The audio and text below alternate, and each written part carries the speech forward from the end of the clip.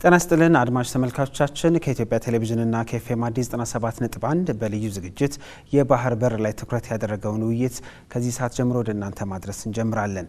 የባህር በር ጉዳይ የትውልዱ ጥያቄ ሆኖ መነሳት ጀምሯል። ኢትዮጵያም በሀገር ውስጥም በዓለም አቀፍ መድረኮችም ጉዳዩን በተመለከተ የተለያዩ የመንግስት አቋሞችን የምታስተናግድባቸው መድረኮች ላይም ጭምር የባህር በር ጉዳይን አጀንዳ በማድረግ ላይ ትገኛለች። ከጉዳዩ ጋር በተገናኘ የፖለቲካ ተንታኞች እንዲሁም ለጉዳዩ ቅርብ የሆኑ ኢትዮጵያውያን ጉዳዩን አስመልክቶ ሀሳባቸውን እያንሸራሸሩ ይገኛሉ። በዛሬው የሃሽታግ ኢትዮጵያ ፕሮግራማችንም ይህን ጉዳይ መነሻ በማድረግ ከማህበረሰብ አንቂና ከፖለቲካ ተንታኙ አያና ፈይሳ ጋር ቆይታ የምናደርግ ነው የሚሆነው። አብራችሁ እንድትቆዩ በአክብሮት እንጋብዛችኋለን። ይህንን ፕሮግራም በኢትዮጵያ ቴሌቪዥን እንዲሁም ደግሞ በኤፍኤም አዲስ 97.1 ላይ እየተከታተላችሁ አብራችሁን እንድትቆዩ በአክብሮት እንጠይቃለን። የባህር በር ባለቤትነት በዓለም ሀገራት ላይ እጅግ የህልውና ጉዳይ ተደርጎ እየተወሰደ ነው የሚገኘው።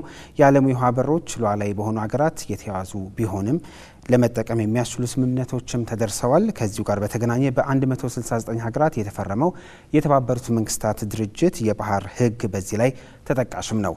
የዚህ ህግ አንቀጽ 69 የባህር በር የሌላቸው ሀገራት በየአካባቢያቸው ካለው ባህር የተፈጥሮ ሀብት እኩል የመጠቀም መብት እንዳላቸውም ይደነግጋል። ይህም ለገቢና ወጪ ንግድ ብቻ ሳይሆን አሳ ማጥመድን ጨምሮ ሌሎች በባህር ውስጥ ያሉ የተፈጥሮ ሀብቶችን ተጠቃሚነት መብትንም ያካተተ ነው።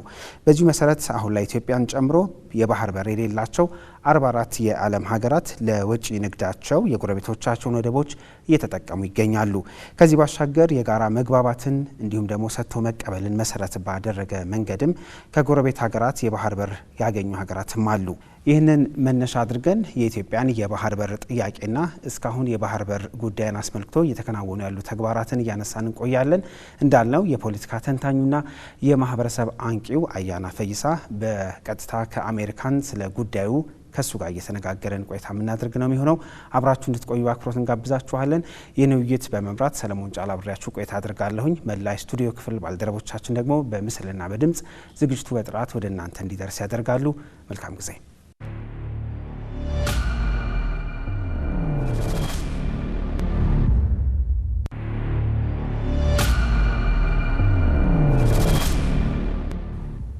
ተመልሰናል። የባህር በር ጉዳይን መነሻ አድርገን ቀደም ሲል እንዳልናችሁ ከፖለቲካ ተንታኙና ከማህበረሰብ አንቂው አያና ፈይሳ ጋር ቆይታ እናደርጋለን። ኗሪነቱን በአሜሪካን ሀገር ነው ያደረገው። በቅርብ ደግሞ ኢትዮጵያ መጥቶ በኢትዮጵያ እየተከናወኑ ያሉ እንቅስቃሴዎችንም የመመልከት እድል አግኝቶ ነበረ።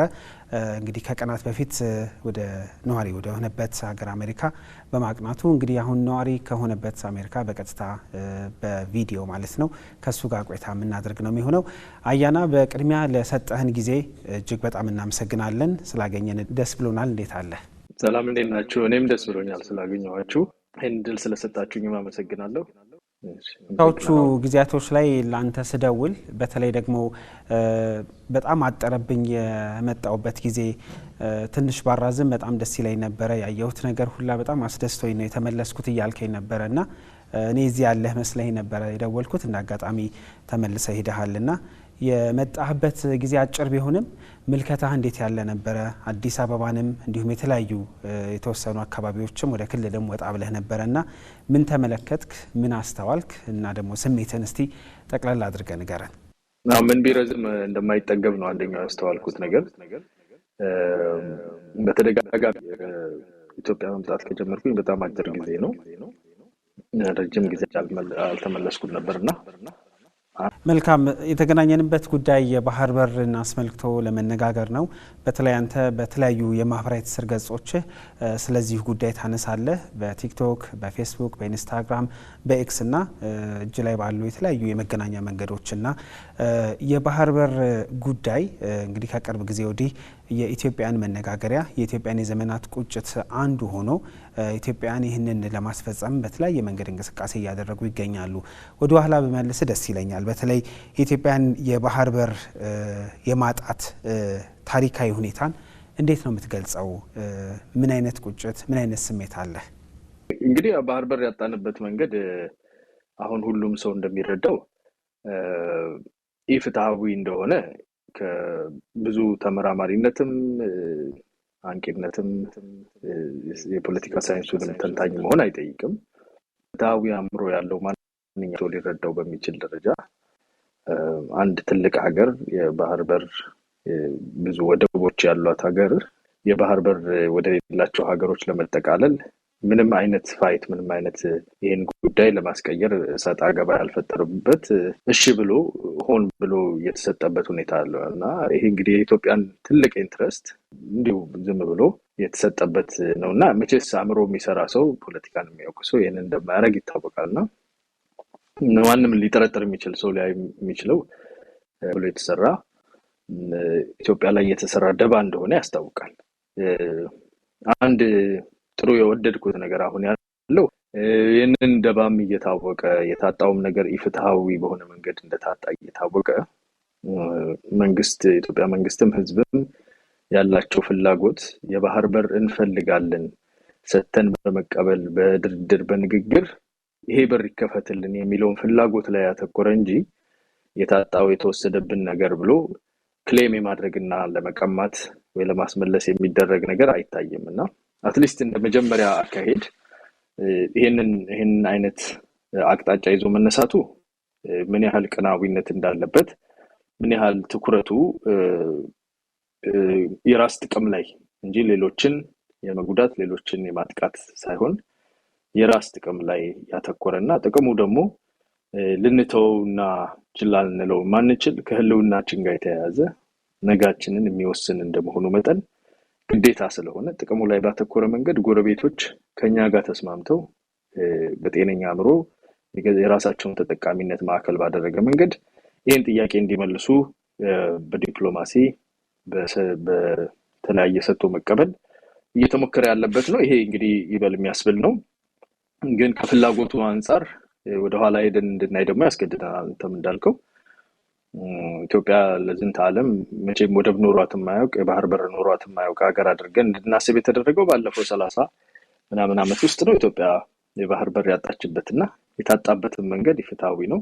ቅድም ያነሳቸው የዓለም አቀፍ ህግጋት የሚደነግጉት አለ እንኳን እንደኛ በኢፍትሃዊ መንገድ የባህር በር አሳልፎ የሚሰጥ የወገንተኝነት የሌለው የመንግስት ስትራክቸር ያው መንግስትም ማለት ያስቸግራል ሽግግር መንግስት ስትራክቸር ያደረገውን ነገር አይደለም ከመፈጠራቸውም ሀገር ሆኖ ከተመሰረቱበት ጊዜ ጀምሮ የባህር በር ኖሯቸው የማያውቁ ሀገሮች ላንድ ሎክድ የሚባሉት ማለት ነው እንዴት አድርገው ባህርን እንዴት እንደሚጠቀሙ ወደብ ብቻ ሳይሆን ሄሪቴጅ ኦፍ ሂዩማኒቲ የሚባል የዓለም ሁሉ የሰው ልጅ የተፈጥሮ ሀብት ነው የሚባለውን ሃይ ሲስ የሚባለውን ባህርን ከ20 ናውቲካል ማይል በኋላ ያለው የሁላችንም ነውና የዓለም ሁሉ ነውና እሱን እንዴት ይጠቀሙ የሚል ህግ አለ። ቅድም ያነሳው አንቀጽ 69 አለ። በዋነኝነት የሚጠቀሰው አንቀጽ 10 ነው። አንቀጽ 125 እስከ 128 አሉ። እነኚህ ህጎች ግልጽ በሆነ ሁኔታ የባህር ተጠቃሚነት ሊታገድ እንደማይገባ ያስቀምጣሉና እነሱም ጋር ማጣቀስ አለንም። በሚገርም ሁኔታ ዋናው ትኩረት የሆነው ከጎረቤቶች ጋር ተስማምተን ይሄ ችግር እንዴት ይፈታ የሚለውን እነሱ ጥቅም ላይ በተመሰረተ የሁሉ ተጠቃሚነት ላይ ያተኮረ ነው። በጣም ማይልድ የሆነና እንደሚጋነነውና እንደሚባለው የጦርነት ወይ የችግር መፍጠር ሳይሆን በተረጋጋ መንፈስ ጥያቄን ለመመለስ የሚደረግ ጥረት ነው እስካሁን የታየው።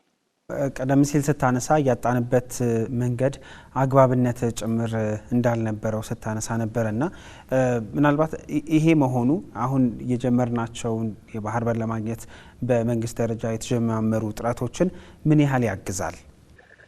ይሄ እንግዲህ ለመንግስት አንዱ የሚያስፈልገው ነገር አንደኛ የራሱ ህዝብ ሀገር ውስጥ ያለው ማህበረሰቡ ይሄንን ነገር ገዝቶ ይሄንን ነገር ተቀብሎ ለዚህ ጉዳይ ተፈጻሚነት የጋራ ትኩረት የጋራ ጥቅም የሀገር ጥቅም እንደመሆኑ መጠን የጋራ ትኩረት ለዚህ መስጠት ባለው አቅም ሁሉ በዲፕሎማሲው በገንዘብ በሚያስፈልገው ነገር ሁሉ ከዚህ ኢኒሼቲቭ ከዚህ ፍላጎት ጋር የመቆም ነገር እንዲሰራ የራስን ህዝብ የማንቃት የማነሳሳቱ ስራ ነው አንደኛው። ሁለተኛው የጎረቤት ሀገር ህዝቦችና መንግስቶች አንዳንድ መንግስታት አንዳንድ የፖለቲካ ታሪክ ያላቸው ለኢትዮጵያ ጤነኛ መልከታ የሌላቸው የፖለቲካ ድርጅቶችና መንግስታት ሊኖሩ ይችላሉ። እንደ ህዝብ ግን የጎረቤት ህዝቦች ሁሉ በዚህ ጥቅም ላይ ከኛ ጋር ሊቆሙ የሚችሉ የሚገባቸውም ናቸው።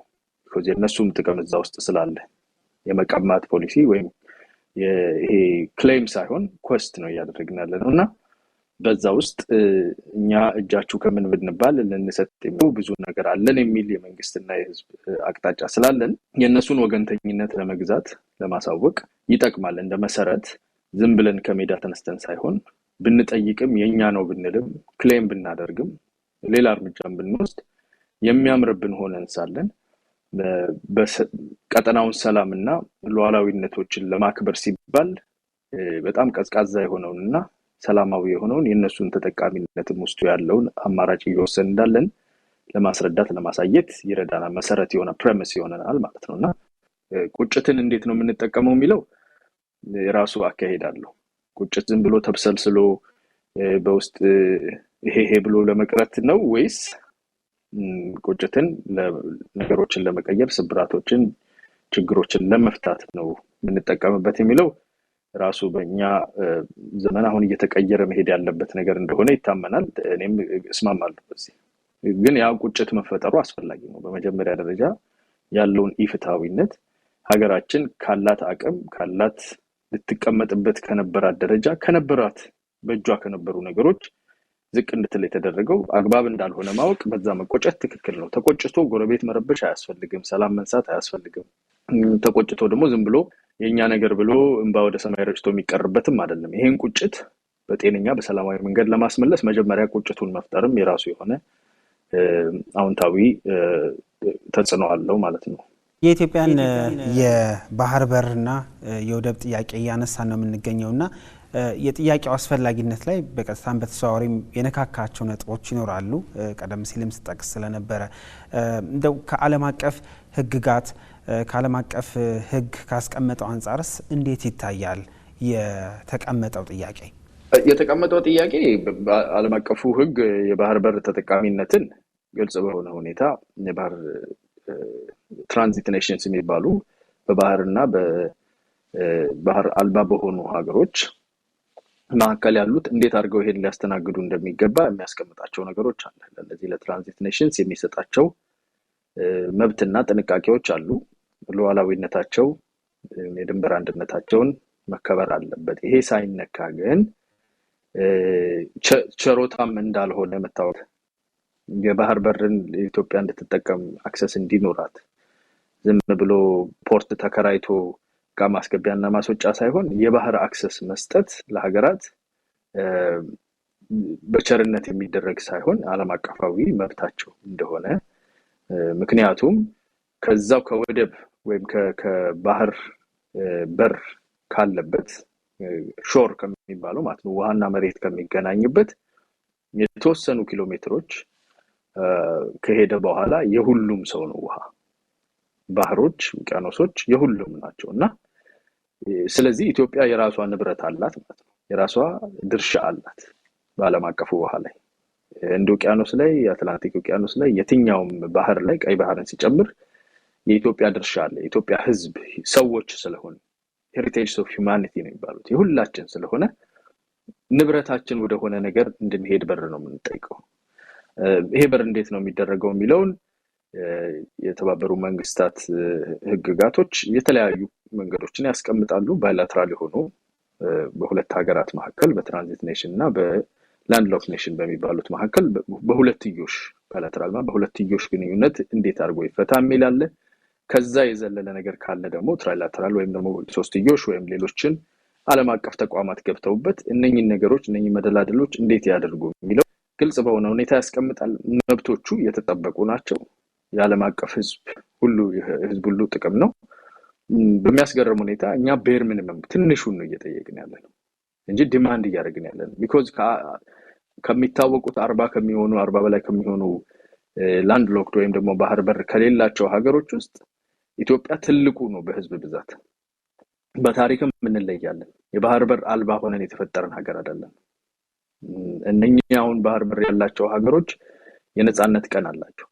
እኛ የነጻነት ቀን እንኳን ያለን ሀገር አይደለም፣ የድል ቀን ያለን በጣም ረጅም ታሪክ ያለን ኢንዲፔንደንት ሆነን የኖርን እና ይሄ ሁሉ ታሪክ የሚያመላክተው ኢትዮጵያና የኢትዮጵያ መንግስት እየመረጡ ያሉት በጣም ሰላማዊውን ለስላሳውን መንገድ ነው። በእኛ የምንፈልገው ጠቅመናችሁ እንጠቀም። ይሄ ታሪክ ጥፋት ከኛ ላይ ይነሳ። የባህር በር ብቻ ነው የምንፈልገው።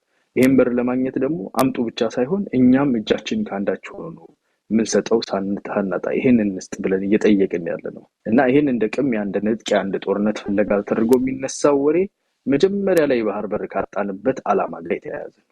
ኤርትራን ለማስገንጠል ኢትዮጵያን ባህር በር አልባ ለማድረግ ይሄንን ሊያደርጉ የተዘጋጁ ድርጅቶችን በማዋቀር ስፖንሰር በማድረግ ሲሰሩ የነበሩ ታሪካዊ የሆነ ኢትዮጵያን ወደ ኋላ የማስቀረት ፍላጎት ያላቸው አካላት እነኚህን አካላት ስፖንሰር ከማድረግ ከኢትዮጵያ ወገን ሆኖ ሰጪ የሆነው ከዛኛው ወገን ሆኖ ወሳጅ የሆነው በር የዘጋውን ማለት ነው አካል በመመስረት ለማስገንጠል ይሄን ይዞ እንዲገነጠል ለማድረግ በቋሚነት የሚሰሩ አካላት አሉ። ይሄ አሻጥር ጠፍቶን ሳይሆን አሁንም ቀጠናን የማረጋጋት ኮር ስቴት ነን እኛ።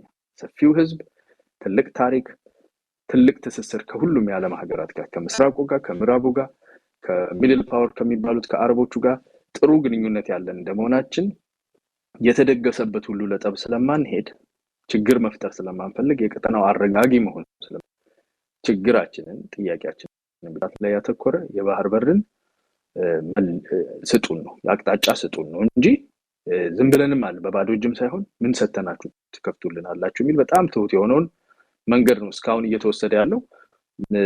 ለዛ ነው ለማጨናገፍም ለይሄንን ነገር እንደዛ አስመስሎ ለመሳለም ትልቅ መራኮት ያለው። ይሄ ጥያቄ እንዳይጠየቅ ብዙ ዋጋ የከፈሉ ብዙ ዘመን የሰሩ አካላት ፋይናሊ ኢትዮጵያ ህዝብም ኢትዮጵያ መንግስትም በተጠናከረ መንገድ ይሄንን ፍላጎት ሊያስመልስ እንደተነሳ ስላየው። መልካም ቀደም ሲል ስታነሳው ነበር ይሄንኑ ጥያቄ በተመለከተ አንዳንዱ ሉዓላዊነትን ከመጋፋት ነፃነትን ከመጋፋት አንፃር ይሄንኑ ጥያቄ በተመለከተ ቀደም ሲል እንዳልኩት ከሉዓላዊነት መጋፋት ከነፃነት መጋፋት ጋር አስተሳስሮ የሚያነሳበት አጋጣሚዎችን እናስተውላለን። እንዴት አየኸው? እሱን ነው እኮ አንዳንድ ጊዜ ለመተርጎምም የሚያስቸግር ነው እኮ አንተ ምን ልስጥህ ምን ላድርግልህ ይሄን ችግር እንድንፈታ ምን ላድርግልህ ይሄ ይሻላል ብለህ ሜኑ የስጦታ የመልካም ሰጥቶ መቀበል ሜኑ ይዘህ ስትወጣ ሊዋጋኝ ነው የፈለገው የሚል አካል ደረቅ ጥያቄውን መጠየቅ እኮ ይቻል ነበር ማለት ደረቅ ጥያቄውን ማለት ይሄ ባህር በር በትክክለኛ መንገድ አልተወሰደም ሲጀመርም ትክክለኛ አይደለም እና ሙሉን ነገር ይፈተሽልን ማለት ይቻላል። ማንንም የከለከለ ነገር የለም። ግን ከዛ ያልጀመረን አካል እንደ መንግስት የኢትዮጵያ መንግስት ከዛ አይደለም የጀመረው አማራጮችን ከመደርደር ነው። የላንድ ስዋፕ ይደረግላችሁ መሬት ይሰጣችሁ ትልልቅ የሆኑ ትርፋማ የሆኑ ከአንዳንዶቹ ጎረቤቶቻችን አጠቃላይ ጂዲፒ ያመታዊ ወጫቸውን ገቢያቸውን ኤክስፖርት ኢምፖርት ተቀናንሶ ሁሉ ነገራቸውን ገቨርንመንት ኤክስፔንዲቸራቸው ተደምሮ ጂዲፒያቸው ከአንዳንዶቹ ድርጅቶቻችን ያነሰ ነው። እንደ ኢትዮጵያ ኤርላይንስ ኢትዮጵያ አየር መንገድ ከአንዳንዶቹ ጎረቤቶቻችን የመላ ሀገር ወጪና ገቢ ይበልጣል። ወጪና ገቢ ከዛ ውስጥ እንኳን ድርሻ አነስታችሁ እስከማለት ከቴሌ ከምን እናርግላችሁ ከስጋው ከመረቁ ከምኑ ብሎ የሚያማርጥህን እጅ መንሻ ይዞ እየጠየቀ ያለው የራሱ የነበረን ነገር ያላግባብ እንደተወሰደ ያወቀ ለአብሮነት ለቀጠና መረጋጋት ሲባል ይሄን አማራጭ ይዞ ከፊት ለፊት ገና ሲጀምር በዚህ የመጣን አካል ጦርነት ነው የሚፈልገው ካልክ ችግሩ የት እንዳለ ግልጽ በሆነ ሁኔታ ያሳያል። ይሄንን ኤኮ የሚያደርጉ አካላት የኢትዮጵያ ፖለቲካ ውስጥ አሉ። ዋናው እነኛ አካላት ለዘመናት ለ50 ለ60 ዓመታት ቢያንስ በትንሹ የሰሩት ስራ በዓለም አቀፍ ተቋማት ውስጥ አስፈጻሚ አድርገው በመሰግሰግ በኢትዮጵያ ፖለቲካ ውስጥ ተላላኪና አስፈጻሚ አድርገው በመሰግሰግ ኢትዮጵያን ወደ ኋላ ማስቀረት ቀጠናው ላይ ኢትዮጵያዊነት ኢትዮጵያ ወደ ላይ ከፍ የምትልበት አማራጭና አጋጣሚ እንዳይፈጠር የመስራት የተሸረበ ነገር አለ። ይሄንንም ስለምናስተውል በተቻለ መጠን ከውስጥ የራስን ጉዳይ እየፈቱ ጥያቄዎችን እየመለሱ ቀጠናን እያረጋጉ የመሄድ ስራ ስላለ ነውና ከዚህ በዘለለ እንግዲህ ሰላማዊነት አልፈ ጥቅሜን ውሰዱት ከሞኝ ደጅ ሞፈር ይቆረጣል ቆርጣችኋል ሞኝ ነኝ ኢትዮጵያ የምትባል ሀገር ከፋፍዬ በብሔር በማንነት ላይ ትኩረት ሰጥቼ የጋራ ጥቅም የሌለው የጋራ ፍላጎትና የጋራ ማንነት የማይገነባ ህዝብ አድርጌዋለሁ በቃ ተሳክቶላችኋል ቀጥሉ ተኝተናል ብሉና ጨርሱ የሚለውን መንፈስ ከዚህ ያነሰው ይሄ ብቻ ነው። ይሄንን ደግሞ አንቀበልም እያለ ነው እንደ ህዝብ የኢትዮጵያ ህዝብ እንደ መንግስት የኢትዮጵያ መንግስት የዚህ ጊዜ አክትሟል። ግን ደግሞ ይሄ አከተመ ብለን ዱላ ይዘን አልተነሳንም፣ ስጦታ ይዘን የተነሳነው። ይሄ ችግር መፈታት አለበት። ፍትሃዊ ነው። የነበረውን ነገር መልሶ አንልም። ሉዓላዊነቶቻቸውን የሚነኩ ነገሮች አንገባም። ታሪክን ጠቅሰን ህግን ጠቅሰንም በግድ አንጠይቅም። የምናደርገው አንድና አንድ ነው። ይሄ ጥያቄ ይፈታል፣ ባይሁክ ክርክሩክ ይፈታል። እኛ ግን እዛ ሁኩም ጋር ሳንደርስ ክርኩም ጋር ሳንደርስ ለገዛ ጥቅማችሁ ለገዛ የወደፊት ተስፋችሁ ሲባል ይሄንን አድርጉ። የህዝብ ፍላጎት ቢሆን እንደ ህዝቡ ቢሆን ዘለው ወዲያው የሚቀበሉት ነው። ቢኮዝ ብዙ ችግር ብዙ ፍላጎት አላቸው። ብዙ የኢትዮጵያ ጋር ቢሰራ የሚፈታ ነገር አላቸው። ግን በላያቸው ላይ የተሰሩት መንግስታት እዚህ በቀጥታ ጎረቤቶቻችን ካሉት ከነ ኤርትራ ከነ ሶማሊያ ጋር የተገናኙ አይደሉም። እነኚህ መንግስታት ሌላ ባለቤት ሌላ የረጅም ጊዜ ስፖንሰር አብሯቸው የሚሰራ አካል አለና ግን አማራጩ የጦርነት ቀጠና የመረበሽ አይደለም፣ ሆኖም አያውቅም። አሁን እየተፈለገም ያለው ለወደፊትም እስከተሳካ ድረስ እስከተቻለ ድረስ የሚሞከረው በሰላማዊ መንገድ የባህር በር ተዘግቶብናል፣ በህገወጥ መንገድ የተዘጋብን የባህር በር በሰላማዊ መንገድ በጥቅማችሁ ላይ ተመስረታችሁ ክፈቱ። መልካም። የባህር በር የኢትዮጵያን ጥያቄ መነሻ አድርገን ከፖለቲካ ተንታኙና ከማህበረሰብ አንቂው አያና ፈይሳ ጋር ቆይታ እያደረግን ነው የምንገኘው። ይህንን ፕሮግራም በኢትዮጵያ ቴሌቪዥንና በኤፍኤም አዲስ 97.1 እየተከታተላችሁ ትገኛላችሁ። አብራችሁን ስላላችሁ እናመሰግናለን። አሁንም ቆይታችንን እንቀጥላለን። በቅርቡ የኢፌዴሪ ፕሬዝዳንት አምባሳደር ታዬ አጽቀሥላሴ ለሁለቱ ምክር ቤቶች በመክፈቻ ንግግራቸው ባደረጉበት ጊዜ ይኸው ጉዳይ በዓለም አቀፍ መድረኮች ጭምር አጀንዳ መሆኑን ከፍታውም ግለቱም እየጨመረ መምጣቱን ጠቅሷል። ለዚህ ደግሞ ማሳያው የቅርቡ የተባበሩት መንግስታት ድርጅት ጠቅላላ ጉባኤ አንዱ ማሳያ ነው። እንደው አያና በዓለም አቀፉ ማህበረሰብ ዘንድ እንዲሁም ደግሞ በተለያዩ ዓለም አቀፍ መድረኮች ይኸው ጉዳይ አጀንዳ እየሆነበት ያለበትን ደረጃ እንዴት ትገመግመዋለ? ይሄስ ምን ይነግረናል? እንደው እዚህ ላይ ደግሞ የተወሰነ ሀሳብ ብታነሳለን። አዎ ዓለም አቀፉ ማህበረሰብ ብዙ ጊዜ ከገላጋይነት የዘለለ ተሳትፎ ማድረግ ላይ ጠንካራ ልምድ የለውም ማለት እንችላለን። በተለይ አፍሪካንና በማደግ ላይ ያሉ ሀገሮችን በሚመለከት ኢትዮጵያ ጥቅሟን እያነሳችበት ያለችው መንገድ ከተለመደው አሁን ከዚህ ቀደም ያነሳውልህ የተለመደው አፍሪካ ውስጥ ወይም በማደግ ላይ ያሉ ሀገሮች ላይ የተለመደው አንደኛ ከሌላ መንግስት ወይም የውጭ ኃይል ፍላጎት ጋር ተጣብቆ እሱን ለማስፈጸም ከሚደረግ እንቅስቃሴ ይሄ ባለቤት ይዘህ ስፖንሰር ይዘህ የምታደርገው የራስ ፍላጎት ላይ ብቻ ሳይሆን የሌሎችንም ኢንትረስት ለማስፈጸም በዛ ውስጥ ምናልባት የሚራገፈው ነገር ነው ያንተ ፍላጎት የሚሆነው። ይሄንን አይነት ግንኙነት የማይፈቅድ እና የራሱን ፍላጎት ጥርት ባለ ሁኔታ አስቀምጦ እዛ ፍላጎት ላይ መብቱን የሚለይ የዓለም አቀፍ ማህበረሰቡን ተሳትፎም ደግሞ የለየና ሰላም ላይ ያተኮረ የጎረቤቶችን ጥቅም ላለመንካት የሚጠነቀቅ አካሄድ ነውና ይሄ አካሄድ ብዙ ትኩረት እያገኘ ነው በዓለም አቀፉ ማህበረሰብ ዘንድ። ምንድነው ያነበራቸው አቋማቸው ስታቸራቸው እንዴት ነው የታዩት? የሞከሩት ነገር ምን ሆነ? ተሳካ ወይስ አልተሳካም? ኢትዮጵያ በምን ይዘት ነው የተሻገረችው የሚለው በጣም ጠንካራ ነገር ነው። ሁለተኛ እስካሁንም ድረስ በእንጠልጠል ያለ ነው በተወሰነ ደረጃ። ስለዚህ ሌቨሬጅ ሊደረግ የሚችልም ነው። ከዛ ውስጥ የወጣው ግን ብዙ ትልቁ ነገር የዓለም አቀፉ ማህበረሰብ የኢትዮጵያ ፍላጎት ምን ያህል እንደሆነ እውነተኛ እንደሆነ ምን ያህል ፍትሃዊ እንደሆነ ዓላማውና ትኩረቱም ደግሞ ለሌላ ሀገር ወይም ለሌላ ወገን ተቀጥሮ ጎረቤትን የማመስ ወይም ረብሻ የመፍጠር ሳይሆን የራስ ፍላጎት ላይ ያተኮረ እውነተኛ በሆነ አንድ ጠንካራ መሆን የማደግ ሀገር የራሱ ፍላጎት ላይ ትኩረት አድርጎ ጎረቤቶቹን ሳይጎዳ መሄድበት መንገድ እንደሆነ እይታው እየሰፋ ነው። ህጉ ላይም ብዙ ነገር ላይ መግባባት አለ። አሁን የጎረቤቶቻችሁን ሉዓላዊነት አክብሩ ምናምን የሚለውም ነገር ቀርቷል። ቢኮዝ እንደምናከብር ታይቷል። ከጎረቤት ጋር አብረን ለመስራት ያለን ፍላጎትና ፈቃደኝነትም ታይቷል። ስለዚህ ትራክሽን እያገኘ ትኩረት እያገኘ ጫናም ለማድረግ የተሻሉ አማራጮች ሌቨሬጆች እየመጡ ያለበት ሁኔታ ነውና አንዳንዶቹ ተጫዋቾች በዚህ ውስጥ የአባይ ግድብ ወይም ደግሞ የታላቁ ህዳሴ ግድብ መጠናቀቅም ራሱን የቻለ ሌቨሬጅ አለውና ሌሎችም ኢኮኖሚም በተለያየ ነገር የምናደርጋቸው እንቅስቃሴዎች እነኚህን አይነት ሌቨሬጆች ይፈጥራሉና ዓለም አቀፉ ማህበረሰብ ትኩረት እያገኘ ነው። እኛም ደግሞ ሪሌንት የምናደርግበትና እንደ ህዝብም እንደ ማህበረሰብ አንቂም እንደ ኤሊትም እንደ ብዙዎች እንደ መንግስትም የተለያየ አካል የበለጠ እየተመመበት ያለ የትኩረታችን ማዕከል የሆነ እና ዝም ብለን ትላንት አንስተን ዛሬ የምንተወው አይነት ነገር ሳይሆን ዘላቂ የሀገር ጥቅም እንደሆነና ይህንን መመለስ ግዴታ የውዴታ ግዴታ አልፎም ተርፎ ግዴታ እንደሚሆን በተለይ ለጎረቤቶች እየታወቀ ያለበት ነው። በተለይ ከቅርብ ጊዜ ወዲህ ይህንኑ ጉዳይ በተመለከተ የተለያዩ አካላት ለምሳሌ የግብጽ ባለስልጣናት በምሁራን ደረጃም የሚቀመጡ የተለያዩ ዓለም ሀገራት ላይ የሚገኙ የተለያዩ ግለሰቦች አንቂም ሊባሉ ይችላሉ ማስፈራሪያዎችን ሲሰጡ እንሰማለን። በተለይ ኢትዮጵያን ወደ ባህር በር እንዳትመጣ ጠንክረው ሲሰሩም እያስተዋልን ነው።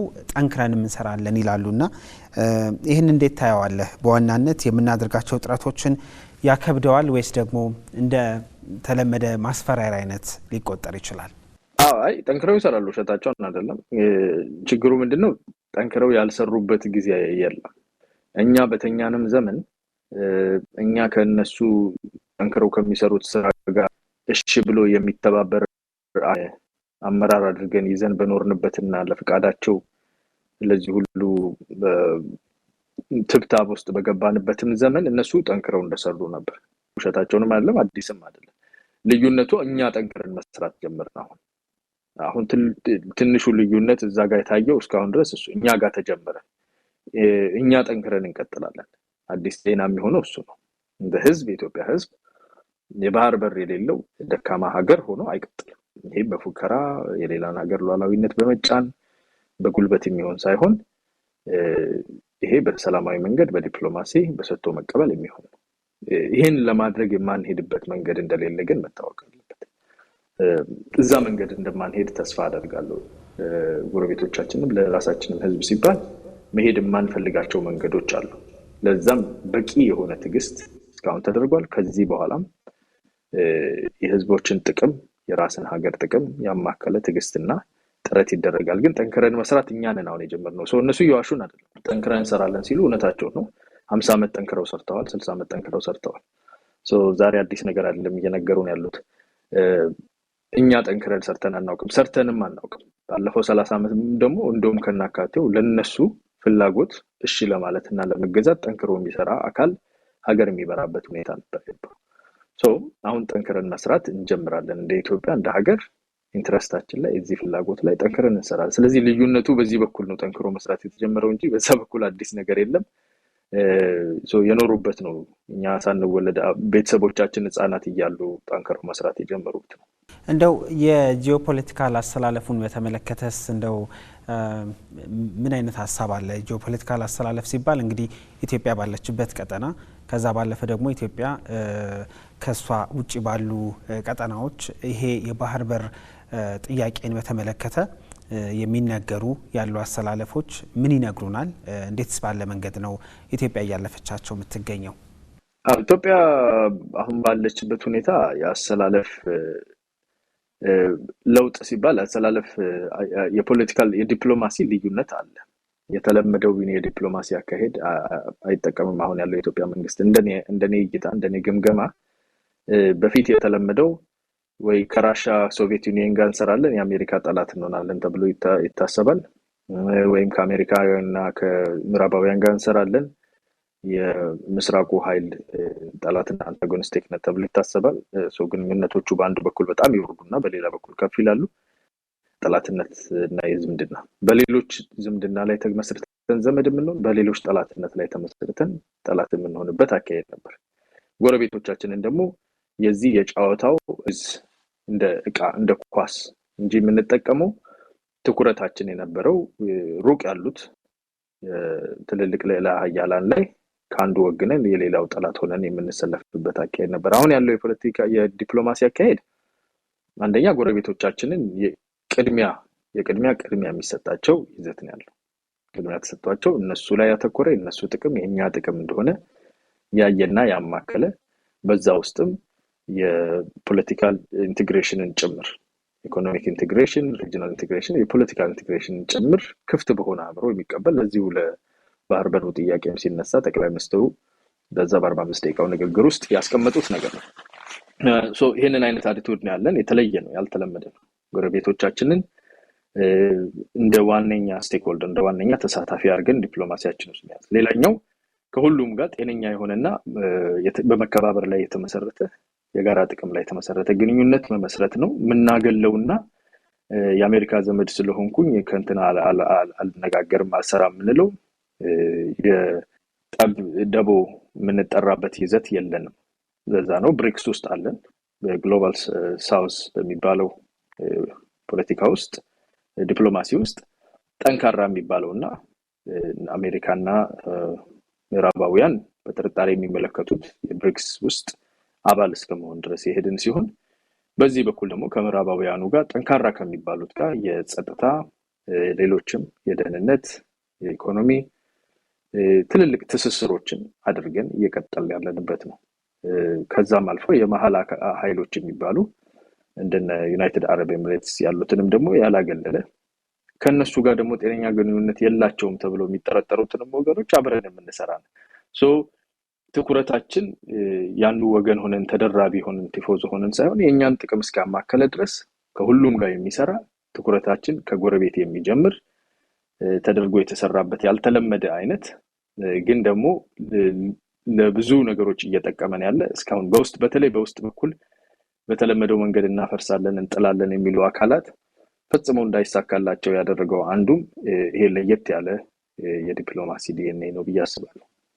መልካም አብራችሁን ስላላችሁ በጣም እናመሰግናለን። ቆይታ እያደረግን የምንገኘው ከፖለቲካ ተንታኙና ከማህበረሰብ አንቂው አያና ፈይሳ ጋር ነው። ጉዳያችን ደግሞ የባህር በር ጉዳይ ነው። የባህር በር ጥያቄና ጥያቄውን ተከትሎ ደግሞ ኢትዮጵያ እያከናወነች የምትገኛቸው ተግባራትን በተመለከተ ውይይት እያደረግን እንገኛለን። ይህንን ዝግጅት በኢትዮጵያ ቴሌቪዥን እንዲሁም ደግሞ በኤፍኤም አዲስ 97.1 ላይ እየተከታተላችሁ አብራችሁን መቆየት ትችላላችሁ። ይህንንም ስለምታደርጉ እናመሰግናችኋለን። አያና እንደው ከባህር በር ጥያቄው ጋር አያይዘን አንድ የምናነሳው ነገር ምናልባት እንደ ሀገር የተፈጸሙ ትላልቅ የፕሮጀክት አፈጻጸሞች ስኬት እንደው በቀጣይ ጉዟችን ላይ ስለሚኖራቸው አዎንታዊ የሆነ አስተዋጽኦ ብናነሳ ጥሩ ነው። አንተም እዚህ ነበርክ። የታላቁ የኢትዮጵያ ህዳሴ ግድብ ግንባታ ተጠናቆ ተመርቋል። ከዛ ባለፈ በቅርብ የተፈጥሮ ጋዝ ወጥቶ ለተለያዩ አገልግሎቶች መዋል የሚችልበት ብስራትም ተነግሯል። ሌሎች ትላልቅ የፕሮጀክት እቅዶችም በመንግስት ቀርበው ወደ ስራ እንደሚገባ ተነግሯል። ኢትዮጵያ ፕሮጀክቶችን ከማቀድ ባለፈ የመፈጸም አቅሟንም ጭምር ያሳየችባቸው የተለያዩ ስራዎችም እየተከናወኑ ይገኛሉ። በዚሁ መሀል ይኸው የባህር በር ጥያቄ የታሪካዊ መብት ከዛ ደግሞ የህጋዊነት ጉዳይንም አስከትሎ ተነስቷል እና በቀጣይ በዓለም አቀፍ መድረኮች በትላልቅ ሁነቶች ላይ ይኸው ጥያቄ የሚነሳበት መንገድና የኢትዮጵያን የመደመጥ የተደራዳሪነት አቅም በምን አይነት መንገድ ያሳድገዋል ብለን እናስባለን? ይሄስ በተለይ እነዚህ ቅድም የጠቀስኳቸው ስኬቶች ላነሳናቸው ጥያቄዎች ይዞት የሚመጣው ምላሽ እንዴት ያለ ነው ብለህ ታስባለህ? ብዙ ነገራችንን ያልተጠቀምና ሀገር ነበር። አሁን ድንገት እንደው አንዳንድ ነገሮችን ወደ ኋላ ዞር ብለን ስንመለከት ያስደነግጣል። አባይን የሚያክል ወንዝ መገደብ ስንመኝ መኖራችን ለስንት ዓመት ሺህ ዓመታት ማለት እንችላለን። አይ ቲንክ ዶክመንትድ የሆነ ሂስትሪ በሐሳብ ደረጃ አትሊስት ማውጠንጠን እንደ ማስፈራሪያ መጠቀም ከጀመር በትንሹ 600 ዓመትን ኤቪደንስ አለን ብዬ አምናለሁ። ከዛ ሁሉ ጊዜ በኋላ ገድበን መጠቀም ችለናል። ውሃ እየከለከልን አይደለንም። ይልቁን ጎርፍና ደለልን ያስቀረነው የተሰራብን ትርክትና ኢትዮጵያ ልታደርግ ልታጠፋ ልትጎዳን ነው ያሉ አካላት ግድቡ ከተመረቀ በኋላ ለራሳቸው ህዝብ የሚሉት ጠፍቷቸው በዓለም አቀፉ ማህበረሰብም የሰበኩት ስብከት ውሸት መሆኑ ታውቆ የዲፕሎማሲ እፍረት ማጣፊያ ጠፍቷቸው የተቀመጡበት ሁኔታ አለ። ይሄ አማኒነትን እንደ ሀገር የጉድ ፌት እንዳለን ተአማኒነት እንዳለን የሚያሳይ ዲፕሎማቲክሊ የሚገነባ ነገር ነው። እንዲህ አይነት ልምምዶች እንዲህ አይነት ነገሮች እየታዩ በሄዱ ቁጥር ሞር የቀጠናው ሽማግሌ የመሆን አረጋጊ የመሆን ከዚህ በፊት ከነበረን በበለጠ አክቲቭሊ ራሳችንን ጥቅም እንፈልግ ግን ደግሞ ቀጠናውንና የጎረቤቶቻችንንም ደግሞ ለጉዳት ማንሰጥ መሆናችን እነኚህን በሰፊው በዓለም አቀፍ ደረጃ ያለው ዲፕሎማሲያችንን እያሰፋ ይሄዳል። ሌላኛው ኃይልን ብቻ ነው እንግዲህ የሚሰማው። በተለይ አሁን ያለንበት የዓለም አቀፍ የፖለቲካዊ የዲፕሎማሲ ገመድ ጉትቻ ትልቁ ትኩረቱ ምን አለህ ነው፣ ምን ማድረግ ትችላለህ ነው። እኛ እንደ ቀጠና ከባድ ቀጠና ላይ ያለን ትኩረት የሚሰጠው ኮሪዶር ላይ ያለን። ሁለተኛ ጠንካራ የሆነ የአካባቢያችንን ሁሉ ውሃ የሚያጠጡ ሃይላንድስ ያሉን፣ ሰፊ ህዝብ ያለን፣ በከፍተኛ ፍጥነት እያደጉ ያሉ ኢኮኖሚዎች ውስጥ አንዱ ነን። ወጣት ህዝብ ያለ፣ በጣም ብዙ ነገሮች ተደርድረው የማያልቁ ነገሮች ያለን ነን። ይሄን ሁሉ ነገር ይዘን እንዴት አድርገን ይሄን አስተና የቀሩትንና መንፈልጋቸውን ኢትዮጵያ ልትሄድ የምትፈልግበት ቦታ ላይ እናድርስ የሚለውን ጥያቄ ነው። እንግዲህ የባህር በር የሚቀጥለው የዚህ ዶሚኖስ የሚባል ኢፌክት አለ። ትንሿ ተለቅ ያለውን እየጣለች አሁን ከሚቀጥለው የባህር በር ካስከፈትን ባህር ኃይላችንን ባህረ ሰላጤውና ቀይ ባህር ላይ ማውጣት የምንችል ሀገር ከሆንን፣ የራሳችንን የባህር በር የምናስተዳድር ሀገር ከሆንን ትልቁን ነገር እንሄዳለን። ከዛ በፊት የነበረው ዶሚኖ የአባይን መገደብ ነበር። እሱን ጨርሰናልና በሂደት በተዋረድ እነኚህ ነገሮች እየተፈጸሙ ሲመጡ የበለጠ እየተጠነከርን ዓለም ምላሽ የሚሰጠው ለኃይል ነውና አንድን ሀገር ደግሞ ኃያል የሚያደርገው ጠንካራ የሚያደርገው አንደኛ የተባበረ በዓላማ ላይ አብሮ የሚቆም ህዝብ ነው። ለዛ ነው አሁን እኛ ማህበረሰብ አንቂ የፖለቲካ ተንታኝ በምንም በሚለው ታይትል የምንወተውተው ብዙዎች አካላት የሚወተውቱት ውስጥ ያሉ ክፍተቶች፣ ጥያቄዎች ቢኖሩም ኢትዮጵያ እንደ ሀገር ማንም ሀገር አክቹሊ ወደማረ ጠንካራ ሆና የምትወጣበት ታሪክ ህዝቧ አብሮ የሚቆምበት ቦታ ላይ ነው። አድዋ ችግር ባልነበረ ዘመን ሁሉ እንደው ፍቅርና መንግስት ሰማያት የመሰለ ኩምባያ የነበረ ዘመን ላይ አይደለም የነበረው። አድዋ ውስጣዊ ክፍፍሎች፣ የተለያዩ ችግሮች እያስተናገድን በነበረበት ጊዜ ላይ የግዛት አንድነትን እንኳን ለመፍጠር የሚደረገው ነገር ብዙ ጠባሳዎች በሚጥልበት ዘመን ላይ በጋራ ቆመን የሰራነው ነገር ስለሆነ ዛሬ የልጅ ልጆቻቸው ቅማያቶቻቸው ኮርተን የምናወራው ነገር ጥለዋል። የአባይን መገደብ ጉዳይ ለሺህ ዓመት የተንከባለለን የቤት ስራ የኔ ነው ብለን ባጃጁም ላይ መኪናውም ላይ ሁሉ ቦታ ያየው ነበር አስታውሳለሁ። በሐሳብ ደረጃም በፍላጎት ደረጃም ከነልዩነቶች ከነችግሮች ጠቅላይ ሚኒስትር መለስ ዜናዊ በነበሩበት ዘመን የተጀመረ ነው። ያኔ የነበረውን የፖለቲካ ውጥረትና ችግር የሚረሳ ሰው ያለ አይመስለኝም። ህፃናት አይደለም ሙቹ ተነስተው አሁን ያለውን መንግስት ለውጥ ያመጡት እንቅስቃሴዎች እየተደረጉ ጎን ለጎን ግን የአባይ ግድብን ጠቅላይ ሚኒስትር መለስ ከሞቱ በኋላ ጠቅላይ ሚኒስትር ኃይለ ማርያም ያስቀጠሉ ነበር። ያንን ክፍፍሎቹ ችግሮቹ እንደነበሩ ከዛ በኋላ የነበረውን 7 ዓመትም በለውጥ ውስጥም ከለውጡ ጋር ተያይዞ ጦርነቶች፣ ችግሮች ውስጥ እያለፍን ያስፈጸምነው ነው። በጋራ የቆምንባቸው ነገሮች ሁሌ ኃይል ይሰጡናል፣ የኃይላችን ምንጭ ናቸውና ይሄንን አስቡ አሁን ለነገዋ ኢትዮጵያ because ማንም መንግስት ይዞት አይሄድም። የአባይ ግድብ እንግዲህ ታሪኩ ታጠፈ፣ የትም ሊሄድ አይችልም። ማንም ፓርቲ ሊነካው የማይችል ሀብት ነው እና ነገም ባህር በር ካለን ፖለቲካችንም ምንም ሆነ ምንም የውስጣዊ ነገራችን ዘላቂ ሀብታችን ዘላቂ ጥቅማችን ነውና እሱ ላይ ትኩረት እንዲያደርግና ለሱ ተገቢውን እይታ እንዲሰጥ ህዝባችንን የጎረቤት ህዝቦችንም በተለይ በቋንቋ ምንጠጋጋ ቅርብ ጊዜ ራሳቸው ሀገር ለመሆን የሄዱትን የማንቃት ህዝቦችን የማንቃት ስራ ለዛ ነው የሚሰራውና ባህር በር እንዲመጣ የአባይ አስተዋጽኦ በጣም ትልቅ ነው። ባህር በሩን ለማግኘት የሄድንባቸው ተሞክሮች የአባይ ግድብ ላይ የተዋሹብን ውሸቶችና እውነት ሆነው የተገኙት ነገሮች በጣም ትልቅ የዲፋይን ጡንቻ ይሰጣናልና ከኋላ ተጠናክሮ ከቆመ ደጀን ከሆነ ይሄ የማይሳካበት ሁኔታ የለም። የታላቁ የኢትዮጵያ ህዳሴ ግድብን ጨምሮ ምናልባት ኢትዮጵያ በታሪኳ በተለያዩ መንግስታት ውስጥ አንድ የምናነሳው ትልቁ ፈተና በውስጥም በውጭም ተልእኮ ተሰጥቷቸው የሚንቀሳቀሱ ግለሰቦች የቡድን አባላት ይኖራሉ። በዚህም ውስጥ የሚጠቀሱ የተለያዩ አጋጣሚዎችንም እንዲሁ ማንሳት ይቻላል። ህዳሴ ግድብን ስናነሳ የህዳሴ ግድብን አስመልክቶ ሲነገሩ ሲሰጡ የነበሩ የተለያዩ አስተያየቶችን አልፎ ነው ግድቡ እውን መሆን የቻለው። አሁን የባህር በር ጥያቄ ተነስቷል። ይህንን ጥያቄ እንግዲህ ከማጥላላት ጀምሮ የጸባጫሪነት ተግባር አለው የሚሉ አስተያየቶች ከውስጥም ከውጭም ሲደመጡ እንሰማለን። የኢትዮጵያን የስነ ልቦና ስሪት ያልሆኑ አስተያየቶች ናቸው በተለያዩ አጋጣሚዎች የሚሰሙት። አንዳንዶቹ ሀሳቦች ከራሳቸው እንግዲህ ኢትዮጵያን ብለን ከምንጠራቸው ግለሰቦች የቡድን አባላት ይነሳሉ። ከውጭም ተልእኮ ተሰጥቷቸው የሚንቀሳቀሱ እንዳሉ የተስተዋለበት አጋጣሚ አለ። ባንዳም ሆነው የባህር በር ጥያቄውን ለማጣራት ስለሚሞክሩ ግለሰቦች የቡድን አባላት እንደው የተወሰነ ነገር ብትነግረን ደስ ይለኛል። ከዛ ውጪ ምናልባት ይሄ አይነቱ አመለካከት የኢትዮጵያን የስነ ልቦና ስሪት እንዳልሆነም ይነገራልና ይሄ እስከምን መነጨ? እንዴትስ ነው እንዲህ አይነት የባንዳም ተልእኮ ተሰጥቷቸው የሚንቀሳቀሱ ግለሰቦችንም ቡድን አባላትንም ማለፍ የሚቻለው? እስካሁንስ የተመጣበት መንገድ ምንን ያመላክታል? ባንዳ አብሮን የኖረ ነው። አዲስ ግኝት አይደለም። በተለይ ተጠናክረው የሚሰሩ ባንዳዎች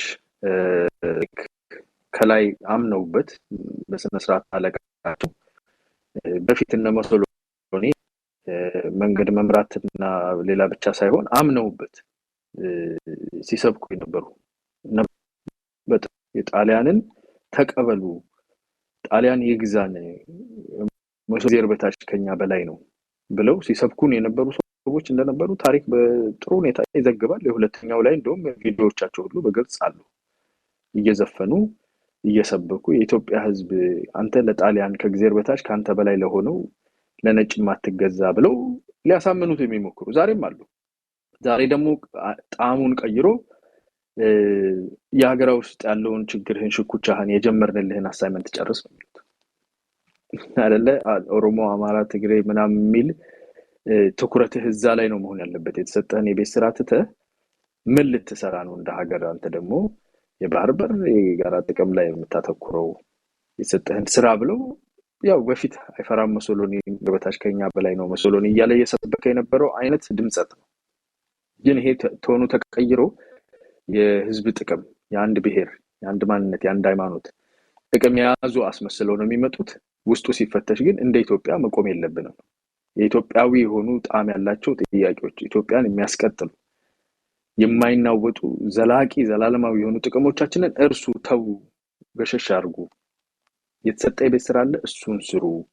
ልክ ሞሶሎኒ የሰጠው አሁን ደግሞ ግብጽ የሰጠችው ወይም ሌሎች የግብጽ ሰብሲዲሪ የሆኑ የሰጡንን እንስራ፣ ወደዚህ አትምጡ ብለው የሚያሳምኑ ጥቂቶች አሉ። በጣም ጥቂቶች ናቸው በፊትም የነበሩት። እነሱን እውነት መስሎት የሚከተል ዝም ብሎ በማብ እያጨበጨበ ቪዲዮ አይተህ ከሆነ አላውቅም፣ በመዘክርም ኢትዮጵያ ቴሌቪዥንም አለው አይፈራም ሞሶሎኒ አይፈራም እያለ ከኋላ የሚጨፍር የነበረው እውነቱን አውቆት ነው። ባህልህ፣ ሃይማኖትህ፣ ማንነትህ በነጭ ስር እንዲተዳደር ፈቅደሃል ወይ? አንተ ከዚህ ከነጭ ሰው ታንሳለህ ወይ? እሱ ከእግዚአብሔር በታች ካንተ በላይ ነው ወይ ብለህ ብትጠይቀው ኧረ በፍጹም ነው የሚል። ግን በግሩፕ ተወጥቶ አይፈራም ሞሶሎኒ ሲባል እያጨፈጨፈ እየዘፈነ የሚሄድ አለ። ካለማወቅ ካለማስተዋል እዛ ውስጥ የገባ ዛሬም ኦሮሞ እንደዚህ ሆኗል፣ አማራ እንደዚህ ሆኗል፣ ተጋሩ እንደዚህ ሆኗል ተብሎ ሲሰበክ የሃይማኖትህ፣ ማንነትህ እነዚህ ችግር ውስጥ ናቸው የሚል ነገር ማስደንበር ሲነገረው እውነት ነው ብሎ እሱን አስቦ መሳሪያ እስከማንሳት ሌላ አይነት ማጨፍጨፍ ልክ አይፈራም ሞሶሎኒን ያጅብ እንደነበረው ዛሬ የሚያጅብ በጣም ብዙ ታገኛለህ። ዋናዎቹ ይሄን የሚያቀናብሩት ግን ቀጥታ ግንኙነት ያላቸው ጥቅማችን የሚከበረው ከዛ ጋር ነው የሚሉ ሀገርን የሚክዱ ማለት ነው አሉና ሀገር ክደት እኛ ጋር የተጀመረ አይደለም። ካሳለፍነው ነገር አንፃር የሀገር ግንባታችን ከአንዴም ሁለቴ ያሳለፋቸው ከባድ የሆኑ ተጽዕኖዎች በተለይ ባለፉት 30 ዓመታት በላይ ደግሞ ከነበረው ክፍተት የተነሳ እሱ ችግር በብዛት ይታይብናል። የሀገር ወዳድነትና ለሀገር ሲባል ሌሎችን ነገሮች መተው መታገስ የሚለው ነገር በተወሰነ ደረጃ ተጎድቶብናል። በተለይ ባለፈው ጀነሬሽን በእኛ ጀነሬሽን ያለው ተጎድቶብናል። ቢኮዝ ትኩረታችን ከኢትዮጵያ ላይ ሙሉ በሙሉ ተነስቶ አንዳንዴም ኢትዮጵያ ጠላት እንደሆነች ቢኮዝ ግደፍም ቲፒኤልኤፍም ሲጀምሩ እነሆነግም ሲጀምሩ ኢትዮጵያ ጠላታቸው እንደሆነችና ኢትዮጵያ የምትጫናቸው ከኢትዮጵያ ነፃ መውጣት የሚል እሳቤ ይዘው የተንቀሳቀሱ አካላት እንደሆናቸው ይሄንን እሳቤም ደግሞ የተስፋፋበት የራሱ አመክንዮ ስላለው እዛ ሂደት ውስጥ ስላለፍን ትንሽ ህዝባችን ለእንደዚህ አይነት ነገር ሞር ክፍት ልብ አለው። ሀገራዊ አንድነቱ ላይ የሳሳ ነገር ስላለ ግን በሚገርም ሁኔታ አሁንም የኢትዮጵያ ህዝብ ኢትዮጵያን የሚነካበት ነገር አይፈቅድም። አንዳንድ ነገሮች እንደዚህ ሸራርፎ የሚወስዱት ለማስተዋል የሚቸገር ሊኖር ይችላል እንጂ ሰፊው የኢትዮጵያ ህዝብ የሀገሩ ጥቅም ላይ ሲመጣ ቅድሚያ ይሰጣል። ያሉትን ፖለቲካ ችግሮች ያሉትን ጥያቄ መመለስ የሚሄድበት መንገድ እንዳለ ዘላቂ የሆኑ ጥቅሞች ላይ ግን አይደራደርምና በዛ ዲኤንኤ ይተማመናሉ። በብዙ ነገር ተሞክሮ ያልተነካ ሌሎች ሀገሮችን የበታተነ እኛን አንድ 10ኛ ሩብ የማይሆነው ነገር ብዙ ሀገር አፍርሷል። እስካሁን ድረስ ሬዚሊየንት ሆነን የቆምነው ከላይ በመንግስት ደረጃ እንኳን ተከፋፈለ የሚል ላያችን ላይ ቁጭ ብሎ ከዛ ውስጥ ወተን የምንበቅልበት ምክንያት ጥልቅ የሆነ ነገር ስላለው ነው ኢትዮጵያዊነት ብዬ አምናለሁ። የባህር በር ጥያቄንና ጥያቄውን ተከትሎ ደግሞ ኢትዮጵያ እያከናወነች የምትገኛቸው ተግባራትን መነሻ አድርገን ከፖለቲካ ተንታኙና ከማህበረሰብ አንቂው አያና ፈይሳ ጋር ቆይታ እያደረግን ነው የምንገኘው። ፕሮግራማችንን ወደ ማጠናቀቂያው ጥቂት ደቂቃዎች ላይ ነው የምንገኘው። ከማብቃታችን በፊት የተወሰኑ በተለይ የባህር በር ጥያቄን አስመልክተው በቀጣይ መከናወን አለባቸው የሚባሉ ምክረ ሀሳቦችንም አስመልክተን የእሱን ምልከታ እንዲሁን ጠይቅና የምናበቃ ነው የሚሆነው። ፕሮግራሙን በኢትዮጵያ ቴሌቪዥንና በኤፍኤም አዲስ 97.1 እየተከታተላችሁ ስለሆነ ግን ደግመን እናመሰግናችኋለን። አያና እንደው ወደ መጨረሻዎቹ ደቂቃዎች ልመለስና የባህር በር ጉዳይ በተለይ ደግሞ ያለፈው አንድ አመት በኢትዮጵያ ሕዝብ ተወካዮች ምክር ቤት በጠቅላይ ሚኒስትር ዶክተር አብይ አህመድ ተነስቶ ከዛም በኋላም በተለያዩ መድረኮች ከመሽኮርመም ከአይናፋርነት ወጥተን ኮራ ብለን ማቅረብ የሚገባን ጥያቄ ነው የሚል ይዘት ያላቸው ድምጾችን እየሰማን እንገኛለን። እንደው ይህን ጉዳይ ስናነሳ ምናልባት የህዳሴ ግድብን እንደው እንደ አንድ ማሳያ አድርጌ ልውሰድና የህዳሴ ግድብ ሲነሳ የዘመናት የኢትዮጵያን ቁጭት ነበረ። በመንግስት ወይ ደግሞ በከፍተኛ አመራሩ የተከናወኑ የዲፕሎማቲክ ስራዎች እንዳሉ ሆነው ጉዳዩ ወደ ህዝብ ወርዶ የህዝብን ተሳትፎ የህዝብን አበርክቶና የህዝብን አስተዋጽኦ የጠየቁ የተለያዩ ተግባራትም ሲከናወኑ ነበረ። አሁን ይህን የባህር በር ጥያቄን ስናነሳ ከሚከናወኑ የዲፕሎማሲ የምክክር የታሪካዊም ህጋዊ መብትን ተጠቅሞ የሚከናወኑ ስራዎች በመንግስት ደረጃ እንዳሉ ሆነው የህዝብን ተሳትፎስ በምን መንገድ ማሳደግ በምን መንገድ ማከል ያስፈልጋል?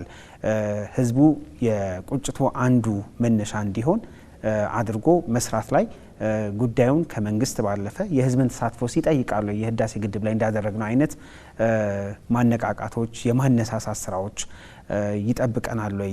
በእርግጥ አንድ አመት አካባቢ ሆኖታል። አሁንም እየተከናወነ የሚገኝ ስራ አለና በዚህ በኩል ያለህ ምልከታ እናንሳና እናበቃለን። በጣም አመሰግናለሁ። ጥሩ ነጥብ ነው ይሄ ጥያቄ የሚያነሳው። በቅርብ ጊዜ ቲክታክ እንግዲህ የሚታወቅ ሚዲያ ነው። ብዙም በስርዓቱ እና በጨዋነቱ አይደለም እስካሁን ይታወቅ የነበረው፣ ግን ቁም ነገር ሊሰራበት የሚችልም ደግሞ እንደሆነ ብዙ የህዝባችን አቴንሽን ያለበት ቦታ ነውና የምክር ቤት አባላት ጋር ጭምር ትልልቅ የተማሩ ሰዎች በጉዳዩ ኤክስፐርቲዝ ያላቸው አምባሳደሮች ጭምር መጥተው የሚነጋገሩበትን ስቴጅ ለማዘጋጀት ችለናል። ያው በፊት የነበረውን ቲክታክ ላይ የተለመደውን ይሄን ጸያፍ የሆነውን አካሄድ አረሙን ረምርመን ለነሱ በጥቂቱም ቢሆን ምቹ የሆነ መንገድ ከፍተናል ብለን ተስፋ እናደርጋለን። 2 አመት በላይ ባደረግነው ተጋድሎ እዚህ ስለዚህ የህዝብ ተወካዮች መጥተው ህዝብ ጋር መነጋገር የሚችሉበት አንዳንዶቹ በራሳቸው ካፓሲቲ እውቀት ያላቸው ሰዎች በዚህ ጉዳይ ላይ የህግ ባለሙያዎች መጥተው ከህዝብን የማንቃት ከህዝብ ጋር የመነጋገር ስራ እየሰራን ነው። በጣም ልዩነት ይፈጥራል እየፈጠረም ነው ብዬ አምናለሁ።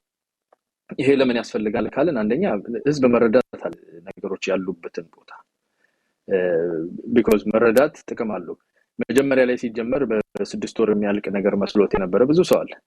በጥቂት ጊዜ ሄደ እንደው ብድግ የምታደርገው ቀላል ነገር የመሰለው ቢሆን እሰየው ነው። ግን ከተሸረበብን ሴራ ካለው የተለያየ ጠላትነት ተጽዕኖ ለማድረግ ከሚፈልገው አካል ካለው ገመድ ጉትቻ ካለው የጥቅሙም ራሱ ይዞት የሚመጣው ለኢትዮጵያ ይዞት የሚመጣው ኃይል ቀጠናውን የሚቀይር እንደመሆኑ መጠን ይሄ ጊዜ የሚፈጅ እኛም ደግሞ እንደ መንግስት የኢትዮጵያ መንግስትም የኢትዮጵያ ህዝብም የምናሳየው ለጎረቤት የምናሳየው ትግስት የሄድንበት ያለነው መንገድ ሞርቱ ቀስ ብሎ መሄድና ዘለን አንዳንዱ ሰው ተነስተን በቃ ነገ ጦርነት ነዝመት የሚል አይነት ሳብ ከሚወራው ከተረጨምርነት ጠባጫሪነት ነው ብሎ ለመሳል ከተሰራው ስዕል የተነሳ ብዙ የተበላሸ አስተያየት የተንሸዋረረ ምልከታ አለና ይሄንን ለማርገብ ህዝቡ በጤነኛ አእምሮ የጉዳዩን አስፈላጊነት ሂደቱ ምን ሊመስል እንደሚችል ጥቅሙና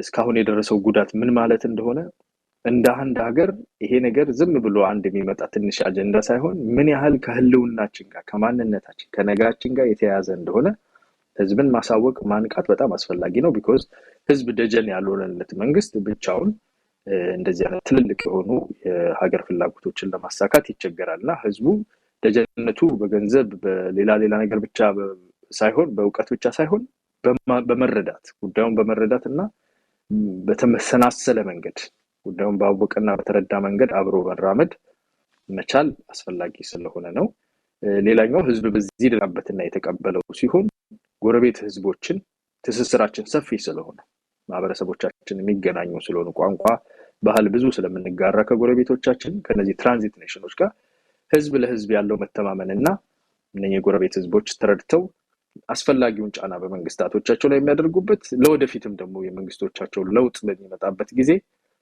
ለዚህ ጤነኛ መንገድ የሚከፈትበት ስለሆነ ይሄ የማንቃቱ የሐሳብ ትስስሩ መሰናሰሉ አስፈላጊ ስለሆነ የሚሰራው ስራ ያንን ያህል አስፈላጊ ነው ምናልባት አንተው ራስህ የዲጂታሉ ዓለም ላይ ትገኛለህና ከሚኒስትሪም ወይም ከዋናውና የመገናኛ ብዙሃን ባለፈ በእጅ ስልኩ በርካታ ክንውኖችን ማድረግ የሚችል ማህበረሰብ ተፈጥሯልና አንተ በተለያዩ አማራጮች በዲጂታሉ ዓለም በቲክቶክም በኢንስታግራም በኤክስም በሌሎች ማህበራዊ ትስስር ገጾች ጉዳዩን አጀንዳ በማድረግ የህብረተሰቦች ንቃተ ህሊናን መለወጥ ላይ የተከናወኑ ያከናወንካቸው የሚገኙ ስራዎችም አሉና ይሄንኑ ነገር ባሉን የዲጂታል አማራጮች ጉዳይ ማድረግ ላይስ እንዴት ነን ያለንበት ቁመና ምን ይመስላል ምንስ ይጠብቀናል ምክንያቱም አንዱ ነገሩን ከታሪካዊ እንዲሁም ደግሞ ከህጋዊ መፍትነት ባለፈ በደንብ ለዓለም አቀፉ ማህበረሰብም ለማስረጽ የተለያዩ ዘመቻዎች መከናወን አለባቸውና በዚህ በኩል ምን አስተውሎታለህ የሚለውን ቅድም በተወሰነ መንገድ ጠቅሰዋል ግን እንደው ለማጠናከር የቀረንም የቤት ስራ ካለ እዛ ላይ ሐሳብን ብትሰጠን በመነሳሳት ደረጃ በጣም ትልቅ ስራ ነው የተሰራው ሶሻል ሚዲያው በተለያዩ ቦታዎች ላይ ይሄ አሁን ቲክቶክ ዛሬ መሄድ ይቻላል ፌስቡክ ኤኒዌር ሄደን የኢትዮጵያን ጉዳይ በሚመለከት ትዊተር ወይም ኤክስ ላይ ብንሄድ ይሄ ጉዳይ መሃል ነው ፍሮንት ኤንድ ሴንተር መጥቷል በጣም አጭር ጊዜ ወሳኝ የሆነ የሀገሪቱ ፍላጎት ወሳኝ የሆነ የዲፕሎማሲና የፖለቲካ መጫወቻ መሬት ሜዳ ሆኗል መሰራት ያለበትና የሚቀረን ንቃት ላይ ነው ብዙ ጊዜ ስሜት መር የሆነ የፖለቲካ አካሄድ ስላለ ከዛ ከስሜት መሩ ተወጥቶ አሁን ያለው አሁናዊ ሁኔታ ይሄን ጉዳይ ያነሳው የኢትዮጵያ መንግስት እንደመሆኑ የኢትዮጵያ መንግስት አሁናዊ ሁኔታው ላይ ይሄን ነገር እንዴት ነው ያስተምረው በመንገድ ነው እየሄደ ያለው አሁን ያልኩ የነበርኩት ሰላማዊ ጋር የተያያዘውን ሞር ትግስት የሚጠይቀውን መግናንመስ የሆነውን አካሄድ ነው እየሄድን ያለነው ወይስ እንደሚወራብንና እንደሚባልብን ጠባጫሪነትና ማንነታችሁን አናከብርም እናንተ እንደውም አንድ ሰፈር ናችሁ ለፈለገን ወስዳለን የሚል አይነት እቡይ የሆነ የጠባጫሪነት አካሄድ ነው እየተሄደ ያለው የሚለው ሀገራዊ ወገንተኝነት ያለውና ተቆርቋሪነት ያለው አካል ይሄንን ያማከልና ይሄንን የሚመጣጠን ስራ መስራት መቻል አለበት እኛ አሁን ጠላት በመፍጠር ጦርነት መፍጠር አይደለም እየሰራን ያለነው መንግስትም እዚህ ላይ አይደለም ዋናው አላማችን በተረጋጋ መንፈስ የራሳችን ህዝብም ጎረቤት ህዝቦችም ፍላጎታችን አካሄዳችን ኢንተርናሽናል ኮሚኒቲ ፕሮግራም አረ እንዲረዳን እንፈልጋለን because አካሄዳችን ንጹህ ነው ፒዩር ነው ከሚገባው በላይ ታጋሽ ነው እና ይሄንን አካሄድ እየተረዱን በሄዱ ቁጥር ወገንተኝነት እናገኛለንና ጉልበት አንሱ አይደለም ዳተኝነትም አይደለም ግን ኃላፊነት ነውና ኢትዮጵያን እንደ ትልቅ ሀገር እንደ አንድ የቀጠናው ሴንተር የሆነ ኮር ስቴት እንደመሆኗ በዛ የሚመጥን እየተሄደ ያለበትን ሰላማዊና የመረጋጋት ለጦርነት ይሄ የሚያመቸው ሚዲያ ላይ ለመሰዳደቡ ለምን ለገመድ ጉተታው የሚያመቸው ኖርማሊ ምን አባባሉ ነውና ከዛ መቆጠብ ላይ ብዙ ስራ ይቀረናል እሱን የማንቃት ለዛም ነው ትልቅ ሰዎች የምክር ቤት አባላት ጭምር መተው ጉዳዩን በጠራ መንገድ ይሄ ነው ጉዳዩ አሁን ያለበት ቦታ አሁናዊ ሁኔታው ይሄ ነው የሚባልብን ጦርነት የሚባለው ነገር ውስጥ እጅ አታስገቡ because ምክንያት አለው ባለቤት ያለው ያ ትርክት ሊዋጉ ለጦርነት የሚለው ትርክት ሌላ ባለቤት አለውና ከዛ ትርክት እንድንቆጠብና አሁን ያለበትን ከመንግስታችን ከሀገራችን ህዝብና ከባህላችን ጎረቤት አክባሪ ጎረቤት ታጋሽ እንደመሆናችን አብረው የሚሄደውን አሁናዊውን ትክክለኛውን የፖለቲካውን የዲፕሎማሲውን ቦታ የማስያዝ ነገር የማንቃት ስራ ይቀራል። እዛ ላይ እየተሰራ ነው። መልካም። የኢትዮጵያን የባህር በር ጥያቄና ጥያቄውን ተከትሎ እየተከናወኑ ያሉ ተግባራትን አስመልክተን ነው ቆይታ ስናደርግ የነበረው። ላበቃ ስል አንድ የመጨረሻም እንደው ለስሜት ቅርብ የሆነ ነገር አንስቼ እንሰነባበታለን። አያና እንግዲህ እንደ አንድ የማህበረሰብ አንቂ እንደ አንድ የፖለቲካ ተንታኝ የኢትዮጵያን የባህር በር ጥያቄን በተመለከተ እንደ ግለሰብ ምን ትጠብቃለህ? ባለፉት ጊዜያቶች በተለይ ከህዳሴ ግድብ ጋር በተገናኘ በስራ አጋጣሚ 1-2-3 የማህበረሰብ አንቂዎችን በተለይ ደግሞ የዓለም አቀፉ ማህበረሰብ ጫናን በተመለከተ ሲሞግቱ ለኢትዮጵያ ድምጽ የነበሩ ግለሰቦችን የማውራት እድል ነበረኝና አንድ የነገሩን ነገር የህዳሴ ግድባችን የመጠናቀቁ ምክንያት በተለያየ መንገድ የሁሉም ኢትዮጵያን ተሳትፎ የተከናወኑ የተለያዩ ስራዎች ቢኖሩም አሸናፊ ያደረገን እውነታችን ጭምር ነው ሲሉ ገልጸውልኝ ነበርና የኢትዮጵያን የባህር በር ጥያቄ ስታነሳ እንደው እንደ ኢትዮጵያዊ እንደ ግለሰብ እንደ ማህበረሰብ አንቂ እንደ ፖለቲከኛ ምን ትጠብቃለህ? ከ2 ከ3 ከ4 ዓመታት በኋላ ስንገናኝ ይህንን ብዬ ነበር የምትለው ነገር ቢኖርህ ወይ ደግሞ እንደ ግብ የምታስቀምጠው እንደ ውጤት የምትጠብቀው ነገር ምን ይሆን? ከባድ ነው። እኔ እንግዲህ ኦፕቲሚስት ነኝ፣ ግን ደግሞ ሪሊስት ነኝ። ያሉትን ነገሮች ያው ለማመጣጠንና ለማመዛዘን እሞክራለሁ። ፈጣሪ ቢፈቅድ በአጭር ጊዜ ውስጥ ከጎረቤቶቻችን አትሊስት ቢያንስ 1 ወይ 2 የባህር በር አግኝተን እንግዲህ ከኢትዮጵያ ምናልባት ተመልሼ ወይ እዛው ሆኜ ከባህር ኃይል ጓዶች ጋር እንግዲህ ጉብኝት ወይ ወስደውን እንደዚህ አይቼ ስመለስ ባገኘ ደስ ይለኛል። እናለን ስለነበረን ጊዜ ስለሰጠህን ሰዓት በጣም እናመሰግናለን። በአድማጭ ተመልካቾቻችን ስም አድማጭ ተመልካቾቻችን የኢትዮጵያን የባህር በር ጥያቄና የባህር በር ጥያቄውን ተከትሎ እየተከናወኑ ያሉ ተግባራትን አስመልክተን ከማህበረሰብ አንቂው ከአያና ፈይሳ ጋር እንዲሁም ፖለቲካም ተንታኝ ነው ቆይታ አድርገናል። ይህንን ፕሮግራም በኢትዮጵያ ቴሌቪዥንና በኤፍኤም አዲስ 97.1 ስለተከታተላችሁ እናመሰግናችኋለን። ተከታታይ ውይይቶችን ተከታታይ ከጉዳዩ ጋር ቅርብ የሆኑ ሀሳቦችን በኢቢሲ በተለያዩ አማራጮች ማንሳታችንን እንደምንቀጥል ለመግለጽ እንወዳለን። ሰለሞን ጫላ ነበርኩኝ። መላ ስቱዲዮ ክፍል ባልደረቦቻችን በምስልና በድምጽ አብረውን ስርጭቱ በቀጥታ እንዲተላለፍ ጥረት ሲያደርጉ ሲያግዙን ነበረ። እነሱንም እናመሰግናለን። ፕሮግራማችን አብቅቷል። ጤና ይስጥልን።